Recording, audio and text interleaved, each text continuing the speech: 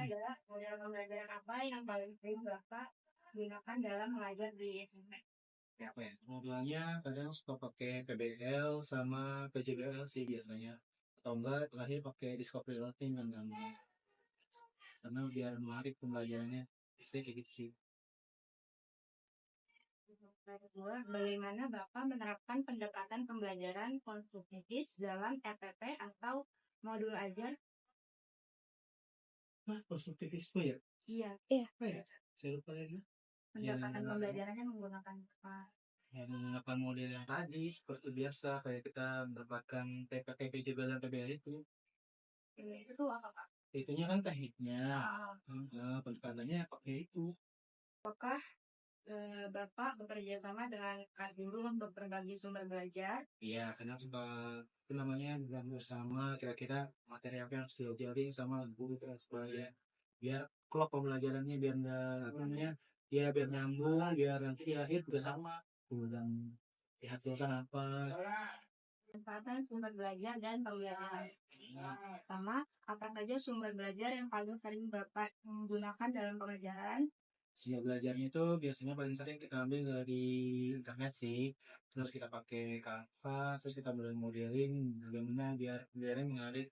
Karena buku pakai buku pemerintah kurang cocok buat anak-anak itu. Iya, bukan boring sih kan kurikulum Merdeka itu kan menyesuaikan sama muridnya.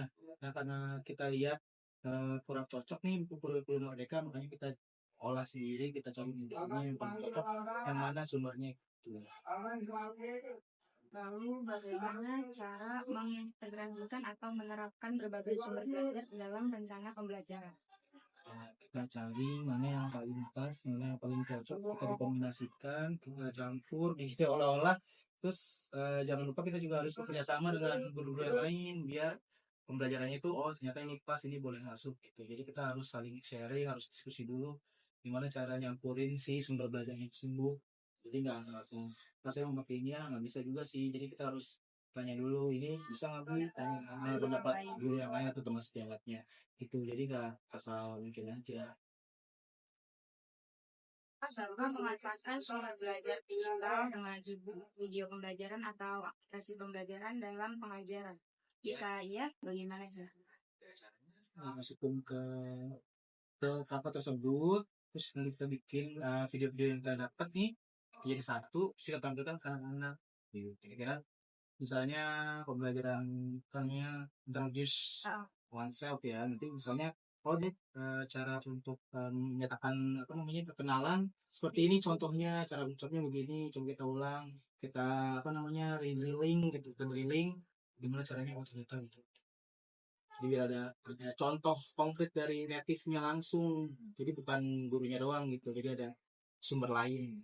Terus dari sini ada inovasi dalam proses belajar, yaitu apa motivasi utama Bapak untuk menerapkan inovasi dalam pembelajaran? Oh, kadang saya suka pakai biasanya anak-anak itu nih murid saya kadang suka belajar pakai apa namanya barcode ya sama ngupload tugasnya itu pakai Google Drive jadi nggak jarang apa ya biar nggak numpuk pakai buku lagi gitu jadi biar pembelajaran ke depan bagaimana sih caranya belajar di masa depan gitu jadi nggak ngumpul pakai buku terus kadang soalnya saya pakai barcode nih biar belajar scan karena kan di sekarang aja kita kalau mau beli apa pakai scan ya jadi biar dia bisa belajar di kehidupan sehari-harinya.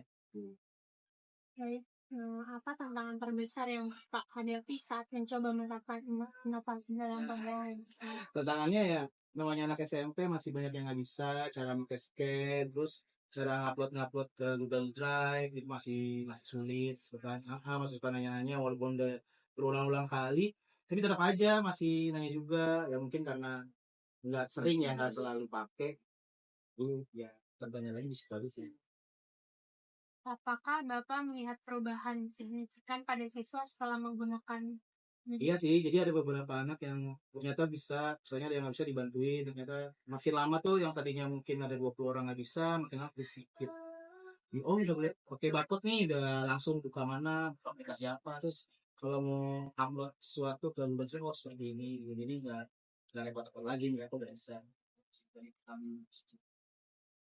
Terus bagaimana Bapak mendorong siswa untuk tetap termotivasi meskipun menghadapi ujian? Ya, paling saya kasih tahu sih ke depannya namanya teknologi kan semakin ke depan semakin berjalan ya, makin berubah. Kalau kamu nggak belajar dari sekarang, nggak nyoba dari sekarang, nanti ke depannya bakal repot. Itu paling saya kasih tahu seperti itu karena ya kita kan harus apa ya, nggak cuma belajar pengetahuan juga, tapi implementasi di kehidupan sehari-harinya bagaimana. Jadi ketika dia di luar, oh saya udah pernah belajar ini nih dari pagi, oh ini mesti ingat gitu. Saya ditemui oleh peserta ini. Kesulitannya karena dulu di SD-nya itu nggak ada bahasa Inggris, jadi ketika masuk ke SMP belajar bahasa Inggrisnya dari nol, dari nggak ABCD dulu, terus belajar one two three dan lain sebagainya. Itu tantangan paling berat sih untuk guru SMP, karena di SD-nya nggak ada. Iya, seharusnya di SD-nya ada, cuman ya kan nggak semua SD ada masalahnya. Yang kedua, saya gimana kalau kan sana bapak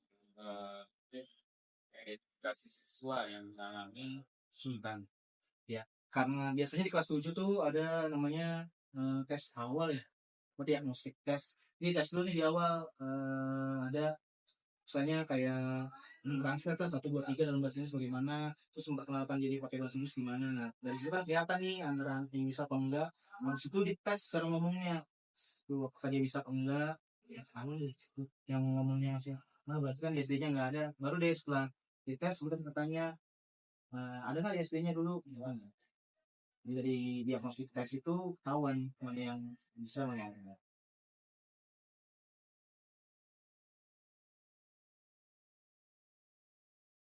Memiliki jadwal belajar ini, jika iya, bagaimana kamu menyusunnya?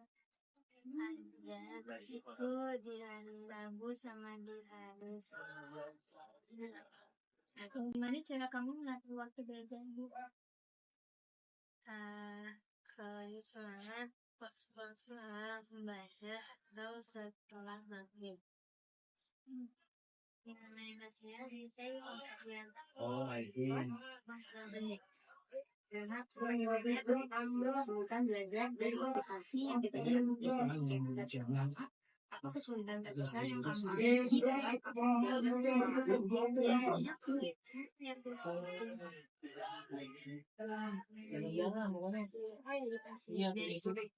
oh kayak kalau dia kan gurunya masih keren itu atau kayak tadi kayak yang Pak juga Kadang ada yang dari saya beberapa dulu, ada yang dari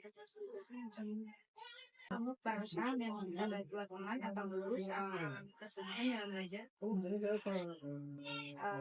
gimana pengalaman kayak misalnya aku kerjain bacaan satu ngerti ini tuh kayak gimana kemudian biasanya nanya kayak bahasa Inggrisnya apa ya apa terus kalau gitu pernah nggak kamu kayak belajar pakai teknik mind mapping atau flashcard gitu? Itu biasanya paling banyak di pelajaran kayaknya sih kayak Kan saya agak jaga Naraka dari kelas apa bisa. Oke. Nah, saya punya beberapa pertanyaan nih tentang kesulitan belajar dan motivasi yang seperti apa. Yang pertama, apa kesulitan terbesar yang kamu alami dalam proses belajar di sekolah? Terus, gimana cara ngatasin kesulitan belajar? Biasanya sih saya sering kesulitan buat memahami suatu materi. Kita kalau diajarin kali saya perlu mengulas lagi, kayak dijabarin lagi materi itu kayak gimana sih, apa yang perlu dicari. Nah biasanya saya nyari solusi kayak nyari di sosmed ataupun di internet atau mungkin langsung reach out ke gurunya. Tuh. Nah, selanjutnya, gimana guru atau orang tua kamu ngasih motivasi saat kamu ngalamin kesulitan belajar? Biasanya sih waktu sama guru very supportive ke saya. Bisa saya ngerasa kesulitan, saya reach out ke mereka, mereka akan ngasih apa ya, mungkin kata-kata motivasi ataupun mungkin kayak ngasih saran ke saya apa yang perlu ditingkatkan. Ya, selanjutnya ada lagi nih.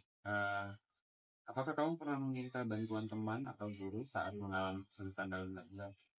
Pernah. Jadi, biasanya kalau misalnya saya nggak ngerti di suatu materi atau pembelajaran, misalnya nih, mungkin nggak enak nanya ke guru atau pas, ya intinya nggak enak nanya ke guru, biasanya sih saya bakal nanya teman dulu. Kayak misal dia lebih paham dari saya kan, saya mungkin bisa belajar. Terus terus apa yang bisa biasa dilakukan di sekolah? Ya, apa yang bisa dilakukan sekolah atau guru untuk membantu kamu supaya lebih termotivasi? Biasanya sih kayak guru atau sekolah tuh sering banget ngasih motivasi. Kayak misalnya pagi kan guru saya, dia sering banget ngasih motivasi kayak sebelum mulai kelas atau setelah mulai kelas selalu ngingetin ke kita kayak harus lebih semangat lagi belajarnya, harus lebih, intinya lebih memotivasi diri sendiri. Biasanya. Lalu, apakah ada kegiatan di luar kelas yang membantu kamu untuk mengatasi kesulitan? Ya, Kebetulan saya ikut kelas sama Bimbo juga. Nah, gitu kalau misalnya saya nggak paham di sekolah, mungkin saya bakal minta ke guru atau guru Bimbo saya buat ngejelasin ulang. kamu berikan Aku ikut kelas. gimana? Iya, ikut GO. Nah, lalu bagaimana peran teman-temanmu dalam membantu kamu saat mengalami kesulitan? Biasanya sih mereka bakal bantu juga karena biasanya kita juga bakal diskusi bareng. Misal mereka nggak ngerti, aku bisa jelasin. Tapi juga kalau bisa aku nggak ngerti, mereka bakal jelasin juga. Jadi kita kayak support each other juga. Nah, yang terakhir nih, apa yang membuat kamu tetap termotivasi untuk belajar meskipun menghadapi banyak? Aku sih biasanya bakal ngingat lagi karena di luar sana banyak banget orang-orang yang berprestasi, sukses karena mereka serius nih nonton ilmu, pendidikan segala macam. Jadi aku pengen jadi salah satu jadi mereka yang sukses dan berpendidikan. Makanya aku bakal tetap memotivasi diri aku buat serius di pelajaran gitu sih.